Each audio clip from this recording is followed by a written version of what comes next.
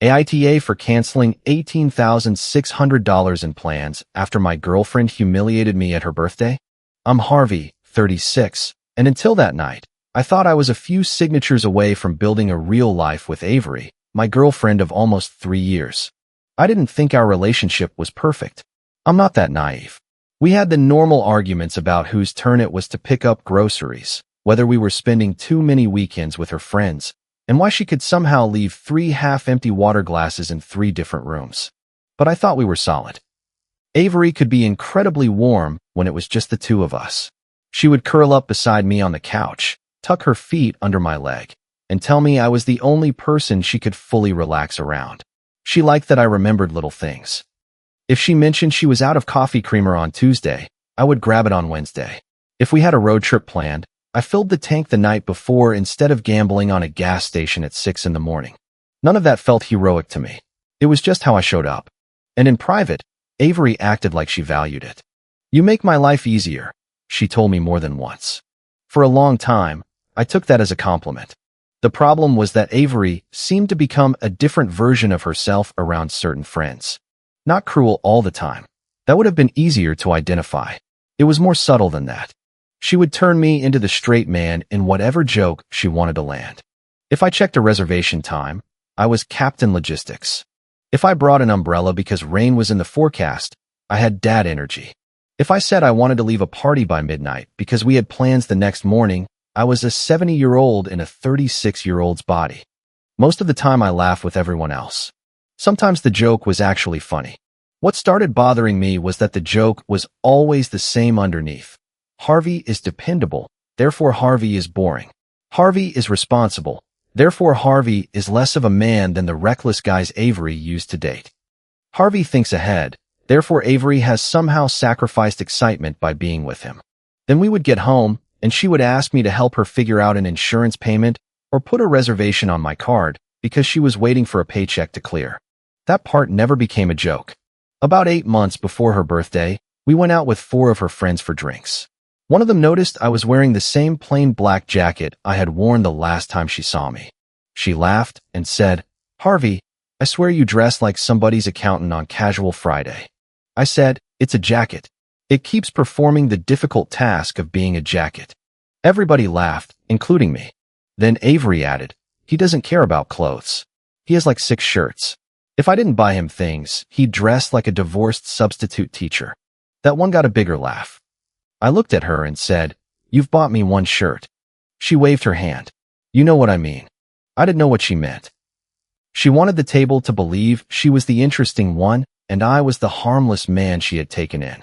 Later that night, when we were back at my place, I brought it up. "I can take teasing," I said. "I'm not okay with being the cost of admission for your friend's approval." She was taking off an earring in the bathroom mirror. She paused and looked at me through the reflection. "What does that even mean?" "It means when everyone is laughing, you pile on. And it's almost always about me being boring, cheap, old, too careful, whatever." "Oh my God, Harvey." I'm not yelling. I'm telling you it bothers me. It was a joke. I know. So why are we doing this? Because if the joke keeps landing on the same person, that person gets to say they're tired of it. She put the earring on the counter harder than necessary. "You make everything so serious sometimes." I remember that sentence because it became one of her favorite ways to end a conversation she didn't want to have. If I pushed any harder, I was insecure. If I let it go, we were fine again. So I let it go? That was my mistake. Not because I should have controlled who she joked with or demanded that she praise me in public. I just should have paid attention to what happened every time I asked for basic respect. She didn't disagree with my point. She made me regret bringing it up. A few months later, we started talking seriously about living together. We had been together long enough that it made sense. Avery was excited at first. She sent me listings at breakfast, during lunch, at 11 at night.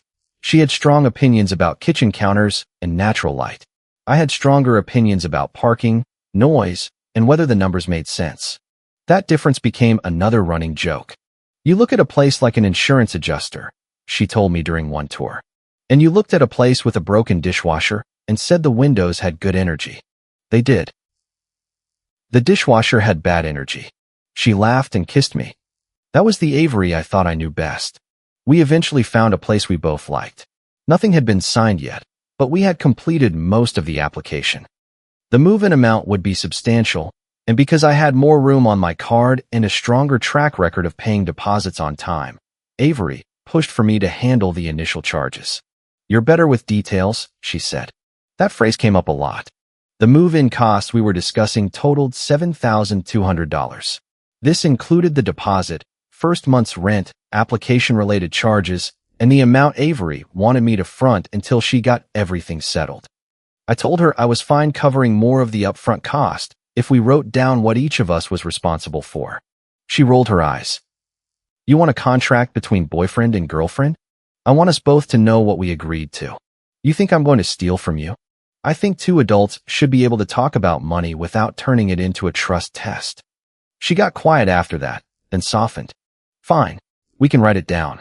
We never did. Every time I brought it back up, something else was going on. Work was crazy for her. Her car needed attention. Her friend was having a crisis.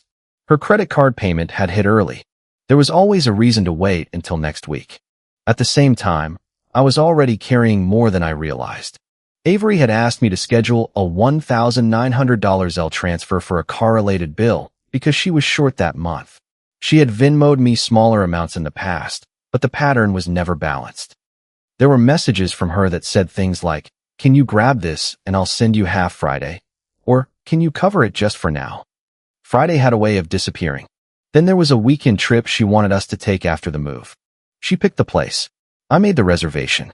The total was $5,300, with most of it refundable until a certain date. Avery said she would send me her half after her birthday because she had a bunch of expenses hitting at once. There was also a $2,400 deposit tied to a small post-move celebration she had talked me into reserving for family and close friends. It was not a wedding. It was not an engagement party. It was basically Avery's idea of making our move feel like a milestone. The space was attached to a restaurant she liked, and I had put the deposit down because, again, I was better with details. That brought the money I had paid, scheduled, or agreed to front to $16,800. The remaining $1,800 was tied to movers and a furniture delivery hold we had discussed and reserved under my name. Most of it could still be canceled without penalty. I didn't sit down one day and think, I am spending $18,600 on my girlfriend. It happened the way these things happen. One charge. One reservation. One just for now. One promise that she would send her part after everything settled. Everything was always about to settle. Somehow it never landed. The ring was separate. I had not bought one. That matters. I had saved an appointment at a jeweler because Avery and I had discussed getting engaged sometime after we lived together. I had even gone in once by myself to ask questions because I knew almost nothing about rings beyond the fact that they came with an impressive ability to make a normal amount of money look imaginary. The consultation was on my calendar for 3 weeks after her birthday. I told no one except my sister, Brenna.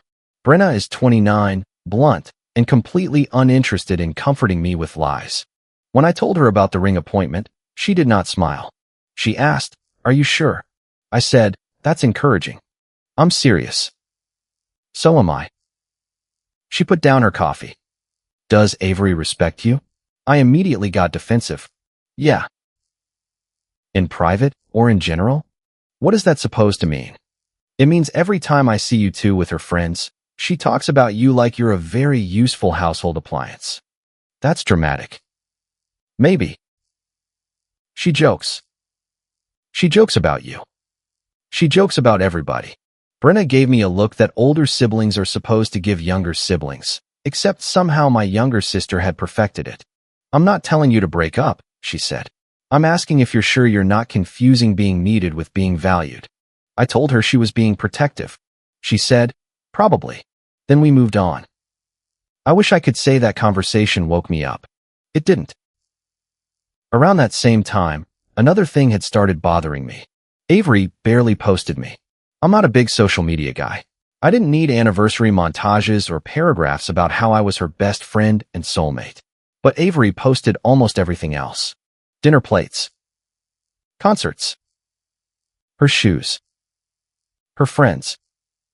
A coffee cup with a caption about surviving Monday. A blurry mirror picture from a bathroom at a bar. But if I was with her, I was usually an elbow. A hand. A glass across the table. Once, after we had been together well over 2 years, I asked her about it. I'm not asking for a billboard, I said. I'm asking why I'm invisible only when it's convenient. She stared at her phone. You know I hate people judging relationships online. You post your whole life online. Not my whole life. You posted a picture of the inside of your refrigerator last week. That was funny. It was a refrigerator. She sighed. Privacy is healthy. Don't turn that into a problem. I knew who Miles was by then.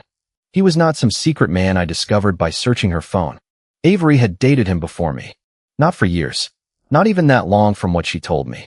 He was one of those people who stayed around the edges of her social world because they knew some of the same people. She described him as a mess when we first started dating. Later, she described him as fun but impossible. Then, somewhere along the line, his name started coming up more. Miles had gone to this event. Miles had bought this car. Miles had been at a restaurant one of her friends went to. Miles had sent somebody a funny video. Never enough that I could point to it and say, this is inappropriate. Just enough that I noticed. One night I asked her, do you still talk to him? Sometimes. How sometimes? She looked at me like I had accused her of a crime. Are we really doing the jealous ex thing? I asked a question. He reacts to stuff. We have mutual friends. That's it. Okay. Do you trust me? I hated that question because I knew what would happen if I said anything except yes. Yes. Then don't act like this. So I didn't. Her birthday came on a Saturday. Avery had been stressed all week and asked me to handle the dinner details. I confirmed the reservation for 12 people. I paid a partial table deposit. I checked the menu because one of her friends couldn't eat gluten. I called the restaurant when the guest count changed. I even stopped on the way over to pick up the small gift I had ordered for her because the delivery had been delayed. Nothing huge. Just something she had mentioned wanting. When I got to the restaurant, Avery looked genuinely happy to see me. She hugged me around the neck and kissed me. You saved me this week, she whispered. Happy birthday. No, seriously. I would have lost my mind planning this. You only changed the guest list 4 times. 5. That explains the twitch in my eye. She laughed. You always make things smooth. That's one of the things I love about you. That sentence felt sweet at the time. Later, it sounded like a warning. The first hour of dinner was normal. People ordered cocktails. Somebody kept moving a candle out of the way every time they tried to take a picture. 2 friends were posting stories. Avery was in a great mood. There were little jokes about me, but nothing I hadn't heard before. One of her friends looked at the place cards and said, Harvey definitely made a spreadsheet for this. I said, no spreadsheet, just a reservation, which apparently makes me ancient. People laughed. Avery squeezed my arm. See, I could take a joke. I was not sitting there waiting to be offended. Then dessert came out. The server put down a cake with candles, everybody sang, and Avery made a wish. After she blew them out, one of her friends raised a glass. To 33. And to Avery somehow surviving another year of making questionable decisions. That got a laugh. Avery said, excuse me, my decisions are improving. Someone across the table nodded toward me. Clearly, Harvey's the responsible era. Another friend said, wait, serious question. Is Harvey the one? Avery looked at me. Not lovingly. Not shyly. She looked at me like she had just been handed a perfect setup. She lifted her champagne glass. Harvey is the safe guy you settle for when the exciting one stopped texting back. There was half a second of silence. Then several people laughed. Hard.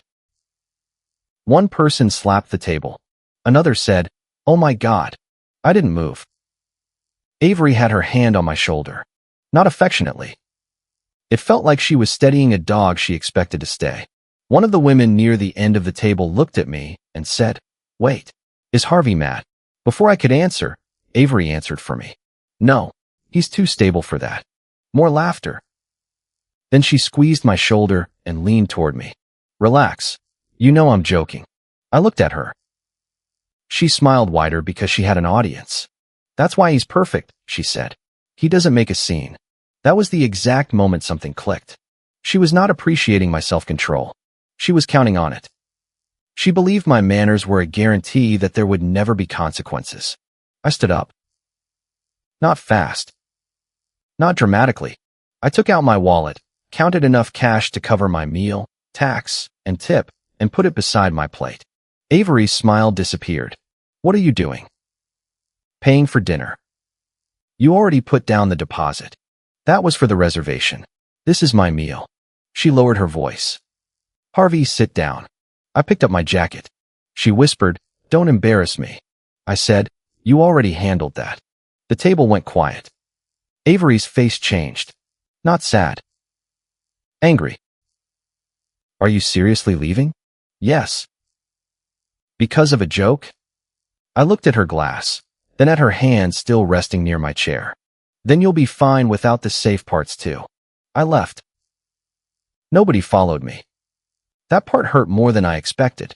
I walked through the parking lot with my ears ringing, but I wasn't confused.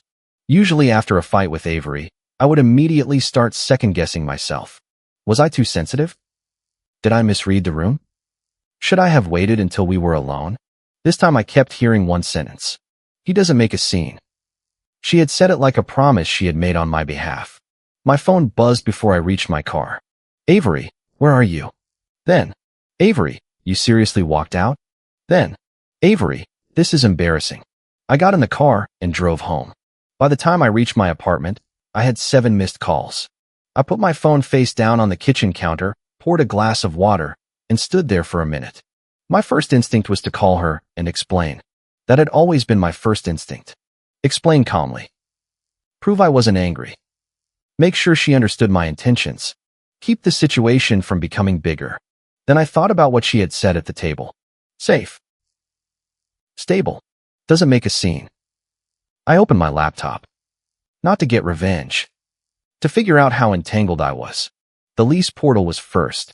Our application had been conditionally approved, but neither of us had signed the actual lease. The move-in payment had not been charged. My card was listed as the payment method Avery and I had discussed using once we signed.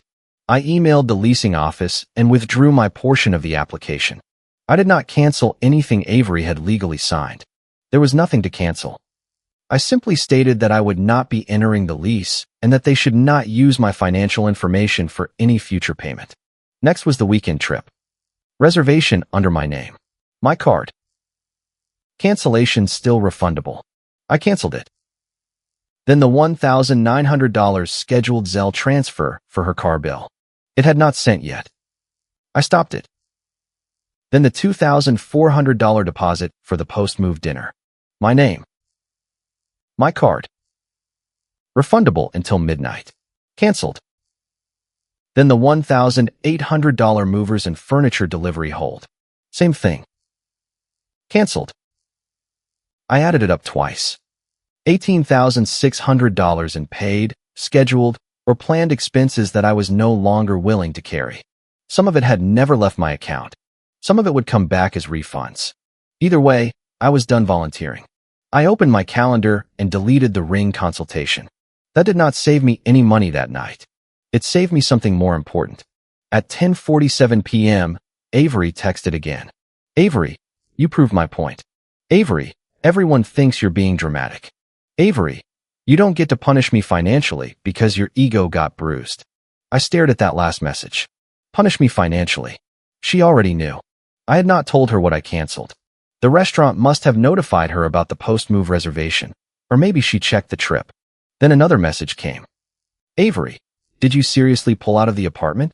Avery, call me now. I wrote one reply. Harvey, after tonight, I'm stepping back from every plan that depends on me being useful but not respected. She called immediately. I let it ring.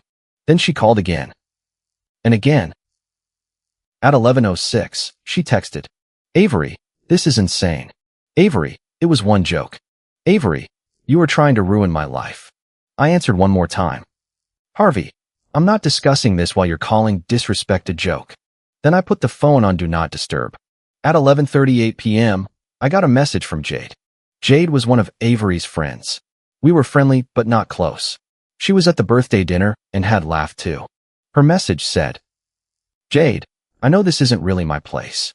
Then, a minute later, Jade, I laughed tonight, and I'm sorry. Then, Jade, but you need to see something before you sign anything with her. There was a video attached. I almost didn't open it. Part of me was tired of being angry. Another part of me thought it was going to be 30 seconds of Avery making another joke while getting ready. I pressed play. The video had been taken earlier that evening. Jade later told me she had been filming because another friend was trying on a ridiculous pair of sunglasses and they were all joking around. The phone kept recording when the conversation shifted. Avery was sitting in front of a mirror doing her makeup. I could hear 3 voices. Someone asked her something about me and the apartment. Avery laughed. Then she said, "He's not the guy I imagined ending up with, but he makes everything easier." My stomach tightened. Another woman said, "That sounds terrible." Avery said, "It's not terrible. He likes being needed." Someone else asked, "So you're actually moving in with him?" Avery shrugged. "I just need him calm until the move is done. Once everything's locked, it'll be fine." There was laughter. Not huge laughter. The kind people make when they know something is mean, but do not want to challenge the person saying it. Then a voice I recognized as Jade said, "That sounds like you're using him." Avery turned toward the phone. "Using is dramatic. We help each other." A friend said, "He helps you a lot." Avery smiled. Exactly. The video should have ended there. It did not. Someone mentioned social media. I don't know the exact question because the speaker was farther away. Avery's answer was clear. "I'm not posting couple stuff right now." Why? "Because Miles doesn't need to see me playing house for real. Not yet." A friend laughed and said, "You still care what Miles thinks?" Avery rolled her eyes. "I don't care. I just don't need him thinking I'm fully off the market." Then someone said, "So Harvey's the lease guy?" Avery laughed. "Don't say it like that." A pause. "But basically, he keeps things easy." The video ended. I sat at my kitchen table for a long time. I did not throw anything. I did not call Avery. I did not message Miles. I watched the video a second time because I wanted to make sure I had not imagined some softer explanation. There wasn't one. She had not confessed to cheating. That was almost beside the point. She had admitted something that cut deeper. She was managing me. Keep Harvey calm. Get the move done. Keep Miles from thinking she was fully unavailable. Use the stability. Mock the stability. I messaged Jade. "Harvey, how long has she talked like this?" The typing bubble appeared, disappeared, then came back. "Jade, I don't know exactly." "Jade, more than once." Then, "Jade, she's called you temporary before." I set the phone down again. A minute later, Jade sent, "Jade, I should have said something sooner." I did not know what to say to that. Eventually I wrote, "Harvey, thank you for sending it." I saved the video in 2 places. Then I took screenshots of every cancellation confirmation. Lease withdrawal. Trip cancellation. Cell cancellation. Deposit refund. Mover cancellation. I saved the Venmo messages where Avery had repeatedly asked me to cover things for now. I saved the email where she had written, "Just put it under your card because you're better with details." Not because I was planning to expose her. Because I had a feeling I was going to need proof that I had not done what she was already accusing me of doing. At 12:14 a.m., I called Brenna. She answered on the second ring. "If you're calling me after midnight, either somebody died or Avery happened." Avery happened. That bad. I left her birthday dinner. Okay. I also canceled the apartment, trip, car transfer, movers, and the other reservation. There was a pause. "How much?" "About $18,600. Another pause. "Are you drunk?" "No." "Did you cancel anything that belonged to her?" "No. Only things in my name or money that hadn't transferred." "Good. Keep going." So I told her about the dinner. Then I sent her the video. She watched it while I was on the phone. When she came back, her voice was quieter. "Oh, Harvey. Yeah.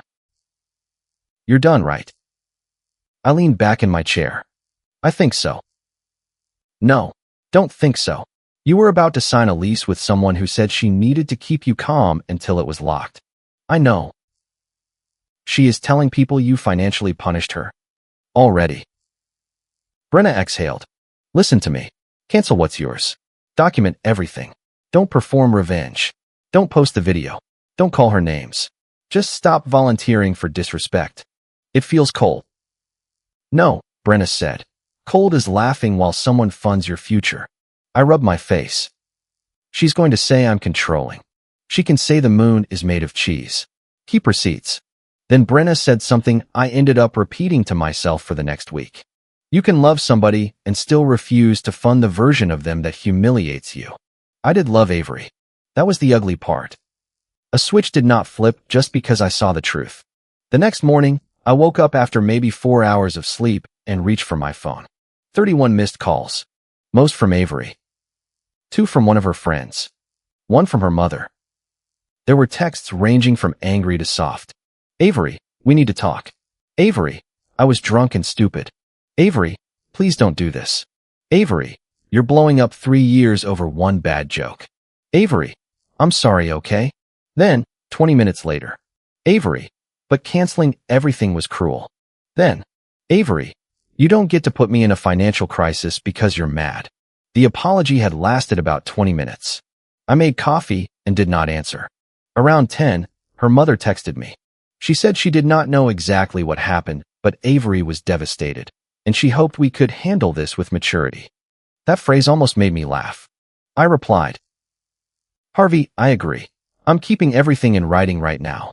I have only canceled obligations that were in my name or had not been finalized. She did not respond. A few hours later, a mutual acquaintance messaged me.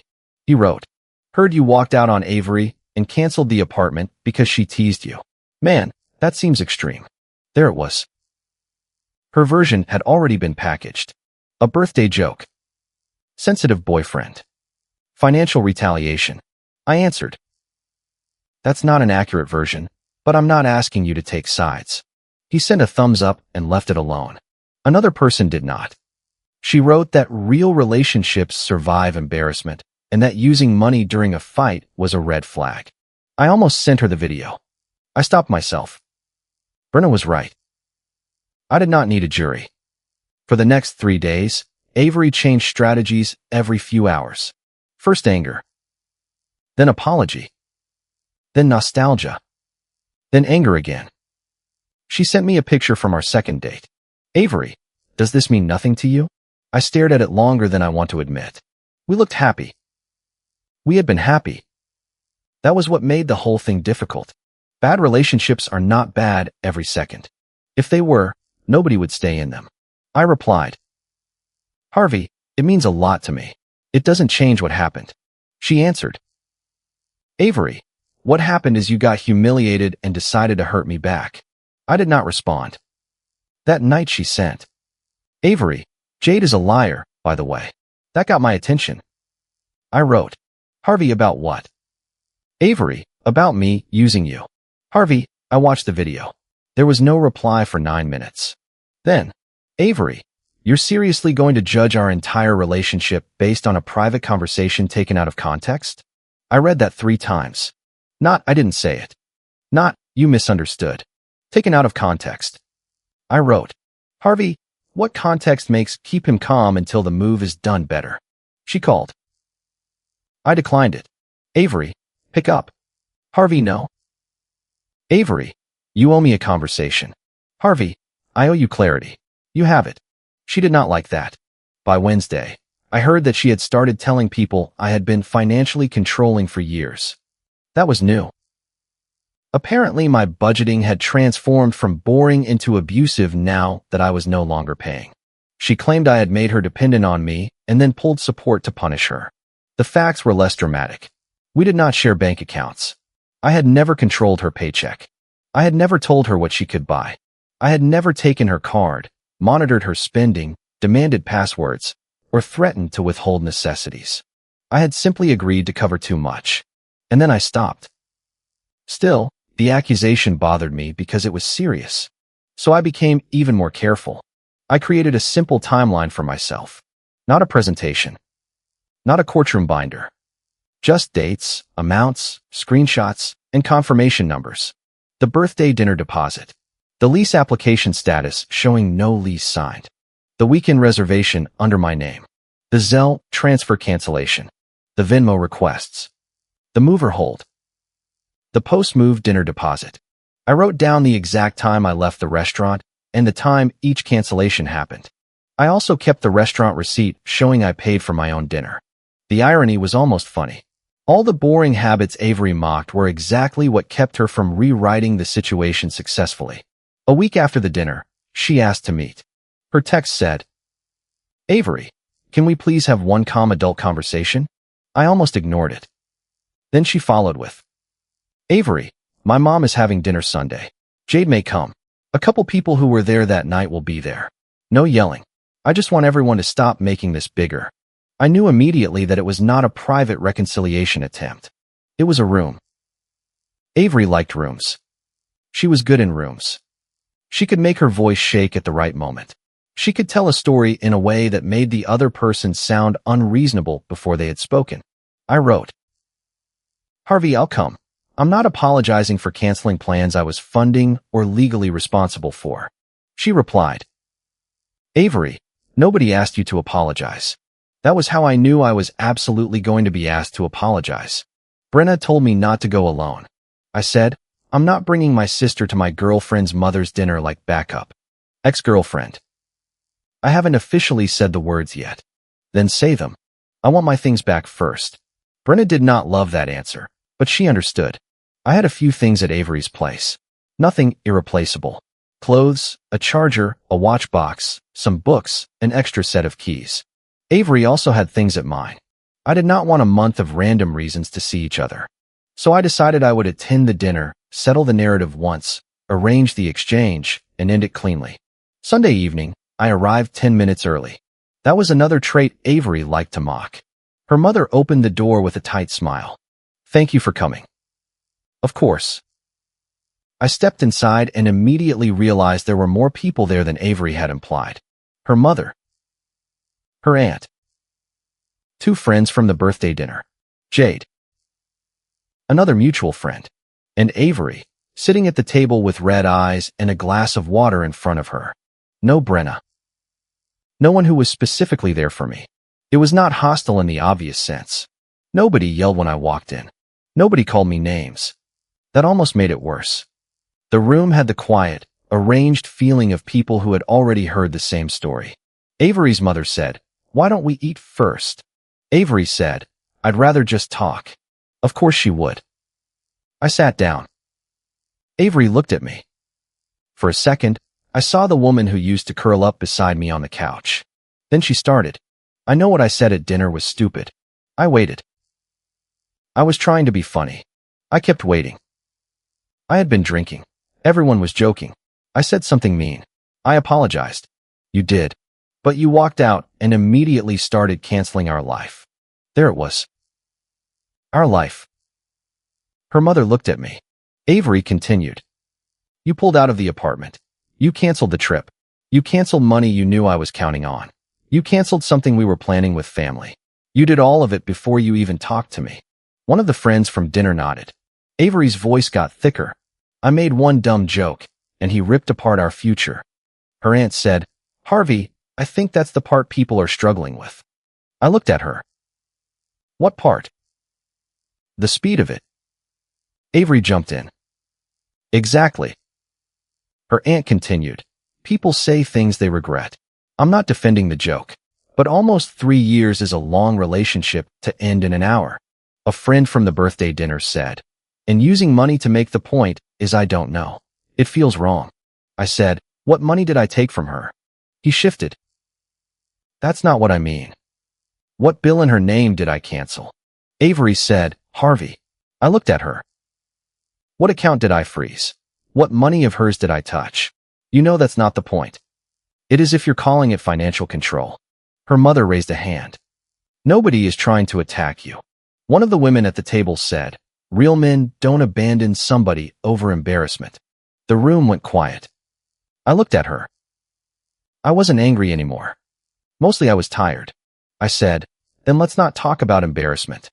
Avery's expression changed. She knew. I took out my phone. She said, Harvey, don't. I looked at the room. Let's talk about the plan. I put the phone on the table and played the video. I did not connect it to a television. I did not make a speech first. I just turned the volume up enough for everyone at the table to hear. Avery's voice filled the room. He's not the guy I imagined ending up with, but he makes everything easier. No one moved. Then, I just need him calm until the move is done. Her mother looked at her. Avery stared at the table. Then came the social media part. Miles doesn't need to see me playing house for real. Not yet. By the time the video reached. Basically, he keeps things easy. Avery's aunt had stopped looking at me completely. The video ended. Nobody said anything for several seconds. Avery finally spoke. You had no right to show that. I said, you made me the villain in front of these people. I'm showing them why I walked away. That was a private conversation. So were our plans. You made those public too. You're twisting it. I almost laughed. I didn't edit your words. You don't know what we were talking about before that. What were you talking about? She opened her mouth. Nothing came out. Then she said, I was venting. I nodded. About needing to keep me calm until the lease was signed? I didn't mean it like that. How did you mean it? You were stressed about money. I was stressed about moving. I knew if I brought up every little thing, you would overthink it. Every little thing being whether you actually wanted the relationship. Oh my God. No. Explain it. She looked around the table. That was her mistake. She was still looking for the room to save her. It did not. I opened the notes on my phone. I'm not asking anybody here to hate Avery, I said. But since she's telling people I used money to punish her, here's what actually happened. Avery crossed her arms. I continued. The lease was not signed. I withdrew before I became legally responsible. I didn't remove her from anything. I removed myself. I looked at her aunt. The trip was under my name and my card. It was refundable. I canceled it. Then the friend who had mentioned money. The car transfer was my money. It had not been sent yet. I canceled the scheduled payment. Avery said, because you knew I needed it. Yes. She stared at me. I said, I also knew you were telling people I was a temporary safe option you needed to keep cooperative until the move was locked. Her mother said softly, Avery. Avery snapped. Mom, please. I went on. The movers and furniture hold were under my name. The post-move dinner deposit was under my name. The weekend reservation was under my name. I canceled the parts that were mine. You canceled our future to hurt me, Avery said. No. I stopped financing a future you had already described as temporary. That's not what I said. Jade spoke for the first time. It kind of is. Avery turned toward her so fast the chair legs scraped. Seriously? Jade looked miserable. I'm not trying to pile on. You already sent him the video. I know. You had no right. I know I laughed at dinner too, Jade said. And I hate that I did. Avery shook her head. This is unbelievable. Jade looked at me, then back at Avery. It wasn't just that night. Avery went still. Jade swallowed. I've heard you call him temporary before. The room changed again. Not dramatically. Nobody gasped. Nobody suddenly became my fan. Avery's mother closed her eyes. One friend stared at his plate. The woman who had said real men do not leave over embarrassment shifted in her seat and did not say another word. That silence was enough. Avery looked at Jade. When? Jade said. Twice that I remember. When? One time after drinks. One time when we were talking about moving. You're lying. I'm not. Why would you even say that? Because he was about to sign something. Avery laughed, but there was no humor in it. So now you're his hero? Jade shook her head. No, I was a coward for laughing. I appreciated that more than if she had tried to pretend she had been on my side the whole time. Avery looked back at me. And what? You believe her over me now? I said, I believe you over you. What does that mean? I heard your words. She pushed back from the table. You are obsessed with that video because it lets you feel righteous. No. Yes. You've been waiting for a reason to do this. That's not true. You hated my friends. No. You judged me for spending. No. You were insecure about Miles. That one I'll give you. She blinked.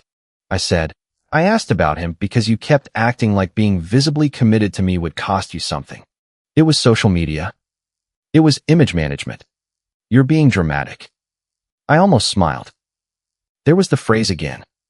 I said, I'm not confused about what happened. I'm done pretending it was harmless. Her mother spoke carefully. What exactly do you want now, Harvey? It was the first useful question anyone had asked. I want my belongings back. I'll return Avery's things. I won't sign the lease.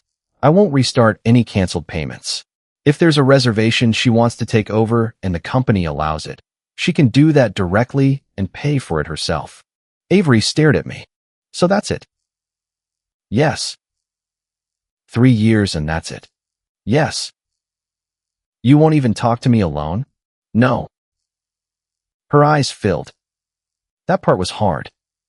I am not going to pretend I enjoyed watching her cry. I had loved her. Some part of me probably still loved her at that table. But love did not make the video disappear. She said, I made a mistake. I nodded. You made several. I was trying to sound cool. At my expense. I didn't think you would hear that video. That is not helping your case. She wiped under one eye. I didn't mean I was actually going to leave you. That's also not helping. Her mother looked at her. Avery's voice rose. I said stupid things. People say stupid things. I said yes. And you don't blow up their lives. I didn't blow up your life.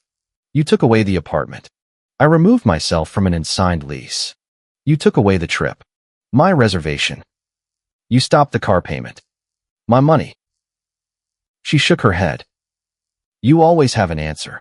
No, I have boundaries now. The friend who had accused me of using money looked uncomfortable. He said, I think maybe I didn't know all this. I said, that's fine. Avery turned on him. So now you're taking his side? He held up both hands. I'm not taking anybody's side. That was probably true. Most people do not want to pick a side in somebody else's breakup. They just want the discomfort to stop. Avery wanted the same thing, except she wanted the discomfort to stop with me resuming my old role. I was done with that role. I stood. Avery said, sit down. No. We're not finished. I am. Her mother said my name quietly. I looked at her. She said, I'm sorry this happened. I believe she meant it. I nodded. Then I looked at Avery. I was willing to be your partner. I'm not willing to be your sponsor and your punchline. She looked away. I left. The Miles part resolved itself the next day in the most anticlimactic way possible. Avery had apparently contacted him because his name was now involved. I know because Jade sent me a screenshot from Avery after asking if I wanted to see it. I almost said no. Then I said yes. Miles had written 3 lines. Don't involve me. I never asked to be part of this. Whatever you told people, that's not on me. That was it. No secret romance. No grand betrayal. No dramatic declaration that he had always loved her. Nothing. Avery had damaged a real relationship partly to preserve an image in front of a man who could not even be bothered to enter the argument. For some reason, that made the whole thing sadder. Not for me. For her. She had traded respect for attention she was not even receiving. The practical consequences arrived over the next 2 weeks. Without me on the lease application, Avery did not qualify for the same terms by herself. I don't know whether she eventually found another place or renewed where she was. I stopped asking. The weekend trip disappeared from both our calendars. The post-move dinner never happened. The car bill became hers to solve. The movers and furniture delivery were canceled. The refunds that belonged to me came back to me. The money that had never left my account stayed there. Nobody was homeless because of me. Nobody lost money they had earned.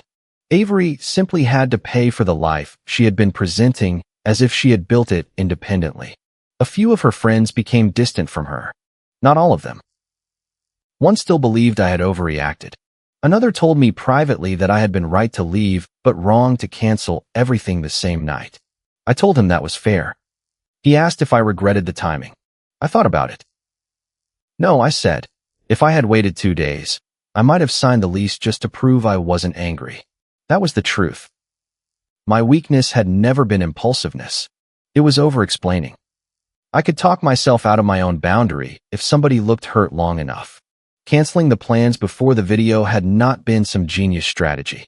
It had been the first time I acted on what I already knew instead of waiting for permission to believe myself. The video just removed the doubt. Avery and I arranged the belongings exchange at a coffee shop with an outdoor seating area during the afternoon. Public. Ordinary. No audience. No family. Just 2 boxes. She brought mine in the trunk of her car. I brought hers in mine. When she got out, she looked exhausted. Not glamorous. Not untouchable. Just tired. I was tired too. She opened her trunk and handed me a box with 2 hoodies, a charger, 3 books, a pair of running shoes, my watch box, and a few small things I had forgotten were even at her place. I handed her a box with toiletries, a sweater, a framed photo she had asked for, a hairdryer, and the spare key she had given me. She checked the box. Where's the blue mug? I almost laughed. In my dishwasher. She looked at me. I want it back. Okay. I'm serious. I know. I'll leave it with Jade. She shook her head. This is so stupid. The mug. All of it. I leaned against my car. I don't think it's stupid. You know what I mean. She looked down into the box again. Then she said, "Did you ever actually love me?" That question irritated me more than anything else she had said that day. Yes. She looked up. Then how can you be this cold? I'm not cold. You canceled everything in an hour. I canceled what was mine. You keep saying that like it makes it okay. It does. So there's no part of you that thinks maybe you went too far? I took a second before answering. There's a part of me that wishes I had left before I had $18,000 tied up in plans with someone who called me temporary. She flinched. I did not feel good about it. I continued. But no, I don't regret stopping the payments. She crossed her arms. Jade made everything worse. No. She did. No. She made it harder for you to deny. Avery's jaw tightened. You think you're so calm and reasonable. No, I think I'm hurt. That seemed to surprise her. I said, I'm furious. I'm embarrassed. I feel stupid. I'm going to miss you. None of that means I should sign a lease with you. She looked away. For a while, neither of us spoke. Cars moved through the parking lot. Somebody inside the coffee shop dropped something metal, and there was a sharp clatter through the open door. Finally, Avery said, I didn't think you'd actually leave. There it was. Probably the most honest thing she said to me after the breakup. I nodded. I know. She looked at me. I mean, couples fight. This wasn't just a fight. I know. You knew I didn't like those jokes. I know. You knew I was covering most of those plans. I know. You knew what you said before dinner. She shut her eyes. I know. I let the silence sit there. Then she said, so that's it? 3 years, and you're this clear. 3 years is why I'm being this clear. I put my box in my car. She stood there for another moment. Then she said, tell Jade I want my mug left with my mom, not her. Okay. That was our last face-to-face conversation. She texted me once after that to confirm she got the mug. I answered with a thumbs up. A month later, I realized I had gone an entire day without checking whether she had messaged me. A week after that, I deleted the saved ring photos from my phone. I kept the receipts and screenshots for a while in case some financial dispute came up. None did. Eventually, I moved them into an archive folder I no longer open. I did not post the video. I did not send it around. I did not tell strangers who Avery was.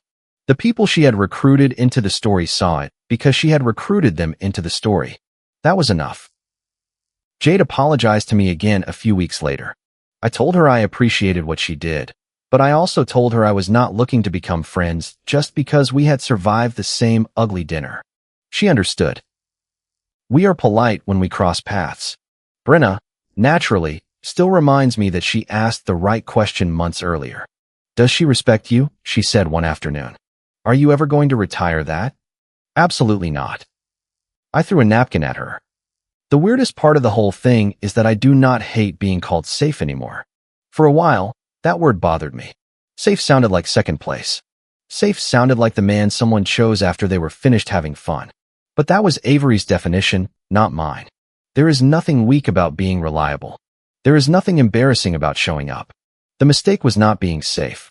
The mistake was offering stability to someone who treated stability like an unlimited resource she could mock in public and withdraw from in private. Some people still think I moved too fast that night. Maybe they would have gone home, slept on it, talked for 6 hours, and waited another week before canceling anything. I understand that. But I know myself. If I had waited, Avery would have cried, apologized, told me the dinner got out of hand, and convinced me that withdrawing from the lease would be punishing her. I might have signed it just to prove I was not controlling. Then Jade's video would have arrived after my name was legally attached to a home with someone who had already described me as temporary. I did not leave because Avery made one bad joke. I left because the joke matched the private truth she thought I would never hear. And once I heard it, I stopped paying for the privilege of pretending it meant something else. If you liked it, don't forget to leave a comment and support the channel by subscribing. See you in the upcoming stories.